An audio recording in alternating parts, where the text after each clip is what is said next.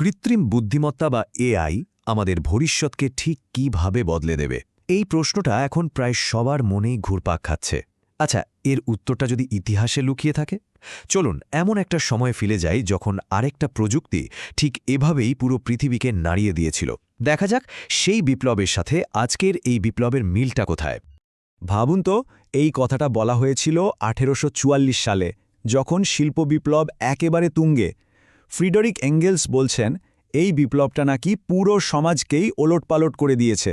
মানে পরিবর্তনটা যে কতটা গভীর ছিল তাই একটা বাক্য থেকেই বোঝা যায়। তো ইতিহাস থেকে সোজা চলে আসি আজকের দিনে। খবরের শিরোনামগুলো কি বলছে? গোল্ডম্যান স্যাক্সের একটা রিপোর্ট বলছে এআই নাকি প্রায় 30 কোটি মানুষের চাকরি নিয়ে নিতে পারে। সে পুরনো ভয়টা আবার নতুন করে ফিরে আসছে, তাই না? একটা অদ্ভুত মিল কিন্তু আছে দুটো সময়ের মধ্যে। তাহলে কি আমরা ইতিহাসেরই পুনরাবৃত্তি দেখছি? এটাই কিন্তু আমাদের আজকের আলোচনার মূল বিষয়। চলুন একটু গভীরে গিয়ে দেখি ব্যাপারটা আসলে কি। তো চলুন শুরু করা যাক। ইতিহাসের আয়নায় আজকের এই এআই বিপ্লবকে দেখলে কেমন লাগে? আমরা শিল্প বিপ্লবকে একটা ফ্রেমওয়ার্ক হিসেবে ব্যবহার করব, তাহলে বুঝতে বেশ সুবিধা হবে। একবার খেয়াল করুন কিভাবে একের পর এক আবিষ্কার পুরো দুনিয়াকে বদলে দিচ্ছিল।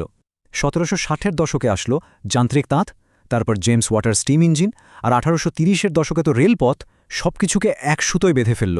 মানে মাত্র কয়েক দশকেই সমাজের চেহারাটা পুরোপুরি পাল্টে গেল। আর যখনই এত বড় প্রযুক্তিগত পরিবর্তন আসে, প্রথম ধাক্কাটা লাগে চাকরির বাজারে। চলুন তো দেখি তখনকার আর এখনকার পরিস্থিতির মধ্যে মিলটা ঠিক কোথায়। এই তুলনাটা বেশ মজার, তাই না?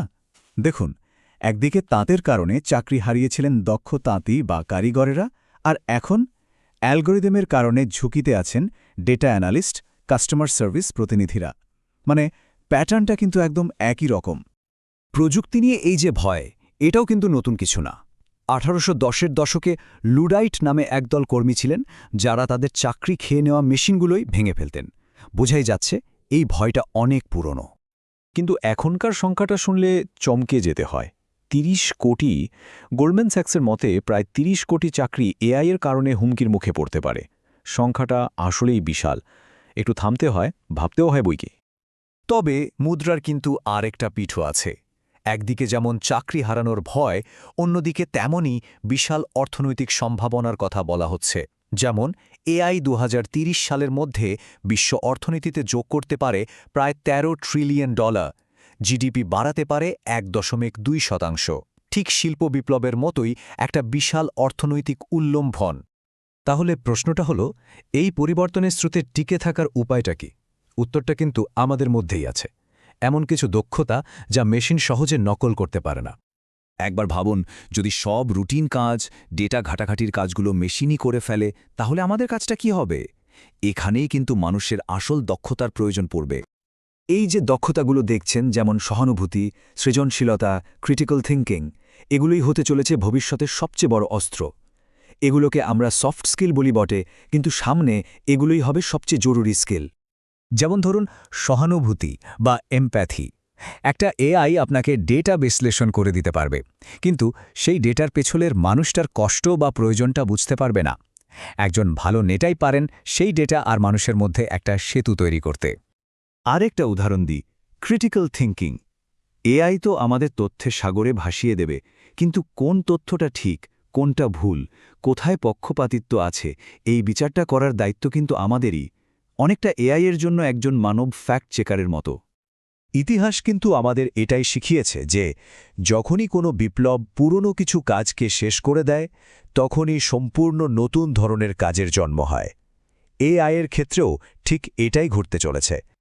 ভাবুন তো, শিল্প বিপ্লবের আগে কি কেউ রেলওয়ে ইঞ্জিনিয়ার বা ফ্যাক্টরি ম্যানেজার বলে কোনো পদের কথা শুনেছিল? শোনেনি। ঠিক সেভাবেই আজকেও এমন সব নতুন নতুন পেশা তৈরি হচ্ছে যা আমরা আগে কল্পনাও করিনি। এর একটা দারুণ উদাহরণ হল প্রম্পট ইঞ্জিনিয়ার। এদের কাজটা কি? এদের কাজ হল এআইকে ঠিকঠাক প্রশ্ন করে বা নির্দেশ দিয়ে তার ভেতর থেকে সেরা আউটপুটটা বের করে আনা। মানে এখানে মানুষের বুদ্ধি আর মেশিনের ক্ষমতা একসাথে কাজ করছে। এখানে আরও কিছু উদাহরণ আছে, যেমন এআই এথিসিস্ট, যারা নিশ্চিত করে যে এআই যেন নৈতিকভাবে সঠিক কাজ করে, বা এআই ট্রেনার, যারা এআইকে শেখায়। এই সবগুলোই কিন্তু ভবিষ্যতের নতুন দিগন্ত খুলে দিচ্ছে। তো সবশেষে প্রশ্নটা এটাই, এই নতুন এআই এর যুগে আমরা নিজেদের তৈরি করব কিভাবে? ইতিহাস থেকে আমরা একটা জিনিসই শিখতে পারি, প্রযুক্তির সাথে যুদ্ধ করে লাভ নেই, বরং এর সাথে নিজেকে মানিয়ে নিতে হবে, এর সাথে মিলেমিশে নতুন কিছু করতে হবে।